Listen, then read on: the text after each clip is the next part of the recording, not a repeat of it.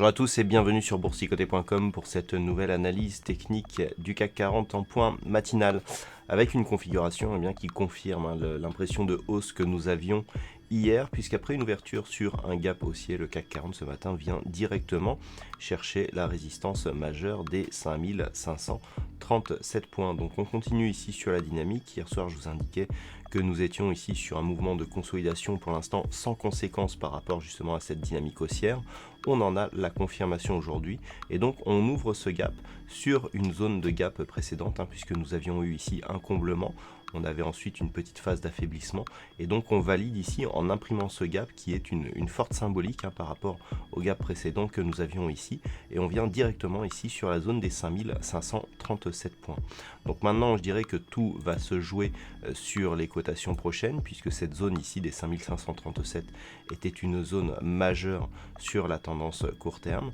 Si on a une validation du franchissement ici des 5537, eh bien on reviendra dans ce fameux range 5537 5643. Par contre, si on hésite encore et que l'on revient, on restera donc dans cette dynamique haussière, mais avec de la peine à franchir ici cette zone, avec un risque donc de neutralisation. Voilà donc ce que l'on peut dire sur cette analyse. Donc on surveillera aujourd'hui un éventuel comblement du gap qui interviendrait si les cours revenaient ici sur les 5481. Ce que l'on peut voir déjà, c'est que l'on franchit ici le retracement de 61,8% de Fibonacci de la précédente phase de baisse et que nous avons maintenant une probabilité beaucoup plus forte de revenir sur le dernier point haut significatif à 5672,77 selon la théorie des retracements de Fibonacci.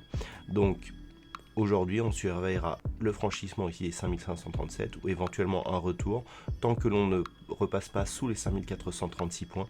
Même s'il y avait consolidation, cela n'aurait pas de conséquences sur la dynamique en cours vu que nous avons un nouveau point haut significatif de tendance court terme.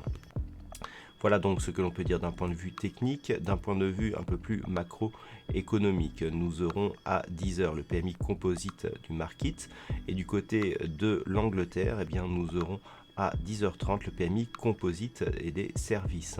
Sinon, du côté outre-Atlantique, il faudra attendre 16h avec la décision de la Banque centrale du Canada sur l'évolution de ses taux d'intérêt. Voilà, c'est tout pour aujourd'hui. Passez de bons trades, on se retrouve dès ce soir pour d'autres analyses techniques, toujours sur le site boursicoté.com.